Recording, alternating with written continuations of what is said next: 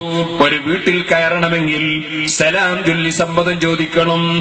അല്ലാഹുവിന്റെ ഖുർആൻ നമുക്ക് തന്ന നിർദ്ദേശമാണ്.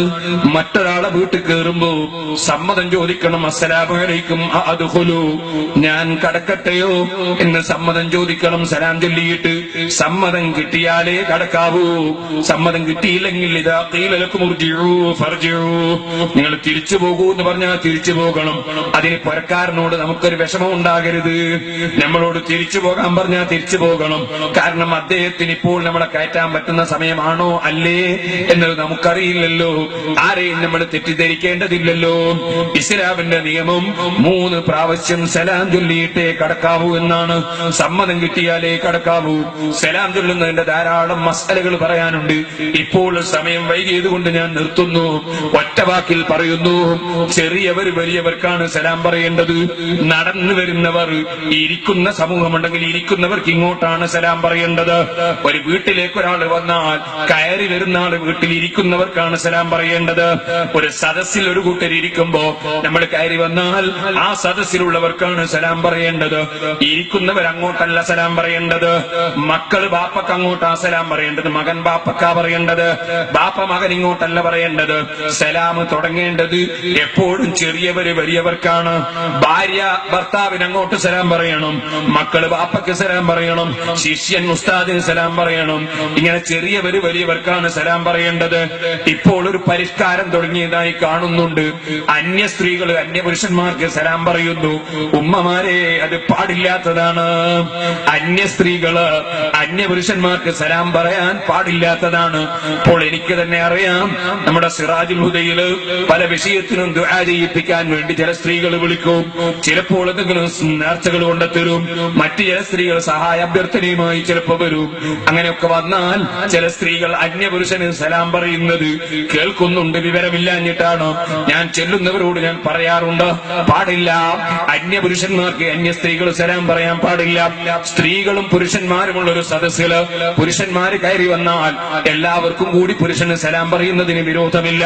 ഇതുപോലെ മുസ്ലിമും മുസ്ലിം അല്ലാത്തവരുമുള്ള ഒരു സദസ്സിൽ കയറി വന്നാൽ മൊത്തത്തിൽ സലാം പറയുന്നതിന് വിരോധമില്ല. പക്ഷെ അവന്റെ സലാം മുഅ്മിനീങ്ങൾക്ക് മാത്രമാണ് അവൻ ഉദ്ദേശിക്കുന്നത്. മൊത്തം സലാം പറയുന്നതിന് വിരോധം ഇല്ല. അവൻ ഉദ്ദേശം മുഅ്മിനീങ്ങൾക്ക് മാത്രമാണ്. ഇരിക്കട്ടെ സഹോദരന്മാരെ, ഇതുപോലെ വിസർജിക്കുന്ന മനുഷ്യൻ കക്കൂസിലിരിക്കുമ്പോൾ സലാം പറയരുത്. നിസ്കരിക്കുമ്പോൾ സലാം പറയരുത്. അതുപോലെ മറ്റു പല സന്ദർഭങ്ങളിലും സലാം പറയാൻ പറ്റാത്ത സന്ദർഭങ്ങളുണ്ട്. ഇപ്പോൾ വിശദമായി ഞാനതിലേക്ക് കടക്കുന്നില്ല. സലാം പറഞ്ഞാല് അത് കേട്ടവർക്ക് മടക്കൽ നിർബന്ധമാണ്. ഒരാളെങ്കിലും മടക്കിയില്ലെങ്കിൽ എല്ലാവരും കുറ്റക്കാരാണ്. ഒരാളെങ്കിലും മടക്കിയില്ലെങ്കിൽ എല്ലാവരും കുറ്റക്കാരാണ്. ഒരാൾ മടക്കിയാൽ മറ്റുള്ളവരും കൂടി കുറ്റത്തിൽ നിന്ന് ഒഴിവാകുന്നതാണ്. സലാം പറഞ്ഞവർക്ക് മാത്രമേ പ്രതിഫലം കിട്ടൂ, പറയാത്തവർക്ക് കൂലി കിട്ടില്ല. അതുപോലെ മടക്കിയവർക്ക് മാത്രമേ കൂലി കിട്ടൂ, അല്ലാത്തവർക്ക് അതിന്റെ പ്രതിഫലം കിട്ടില്ല. ഇദാ ഹയ്യീതും ബിതഹിയ്യത്തിൻ ഫഹയ്യൂ ബിഅഹ്സന മിൻഹാ ഔ റുദ്ദൂഹാ.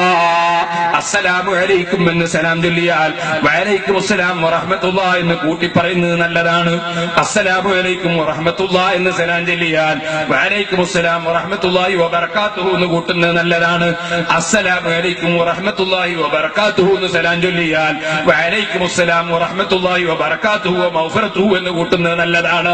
പരിശുദ്ധ ഖുർആൻ അതാ പറഞ്ഞത്, ഇങ്ങോട്ട് കാഴ്ചവെച്ചാൽ അതിനേക്കാൾ നന്നാക്കി അങ്ങോട്ട് മടക്കി കൊടുക്കണം. അതില്ലെങ്കിൽ അത്രയെങ്കിലും കൊടുക്കണം. ഇത് നബി സല്ലല്ലാഹു അലൈഹി വസല്ലം തങ്ങൾ വിശദമായി നമ്മളെ പഠിപ്പിച്ചിട്ടുണ്ട്.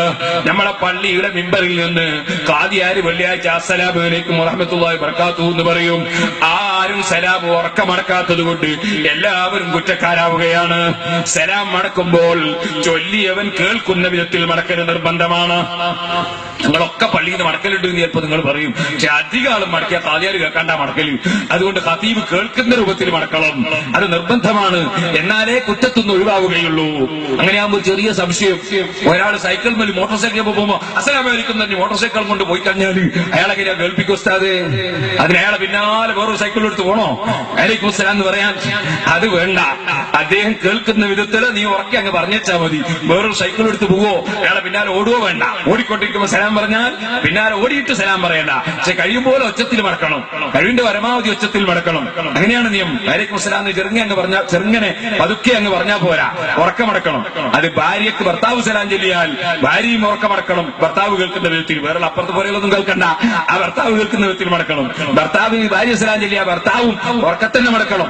ഒരാൾ സലാം ചൊല്ലി അയാൾ ഇങ്ങോട്ടും ചൊല്ലിപ്പോയി, അങ്ങനെ അയാൾ അങ്ങനെ ചിലപ്പോ ഒന്ന് നമ്മളെന്താ ചെയ്യാ, നീയും ചൊല്ലി ഞാനും ചൊല്ലി എന്ന് പറയും. അങ്ങനെ പോരാ. അസ്സലാമു അലൈക്കും അങ്ങോട്ട് സലാം ചൊല്ലി, ഇങ്ങോട്ടും അയാളും സലാം ചൊല്ലിപ്പോയി. എന്നാൽ എന്ത് വേണം?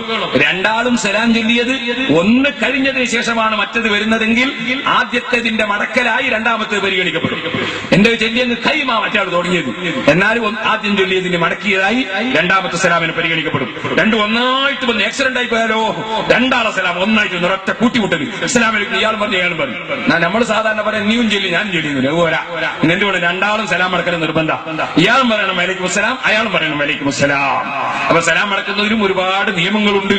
സലാം തീരെ നിസ്കരിക്കാതെ റമദാൻ മാസത്തിലും അല്ലാത്തപ്പോൾ ജുമഅക്ക് ഒന്നും പോകാതെ നിസ്കരിക്കാതെ റോട്ടുമ്പിലൂടെ അലഞ്ഞു തിരിഞ്ഞു നടക്കുന്ന മനുഷ്യൻ നിസ്കരിക്കാതെ അങ്ങനെ പോകുന്നു. നിസ്കരിക്കൂല, ആള് പരസ്യമാണ്, അയാൾ സലാം ചൊല്ലിയാൽ മടക്കേണ്ടതില്ല.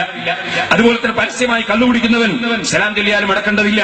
പരസ്യമായി വ്യഭിചരിക്കുന്നവൻ സലാം ചൊല്ലിയാൽ മടക്കേണ്ടതില്ല.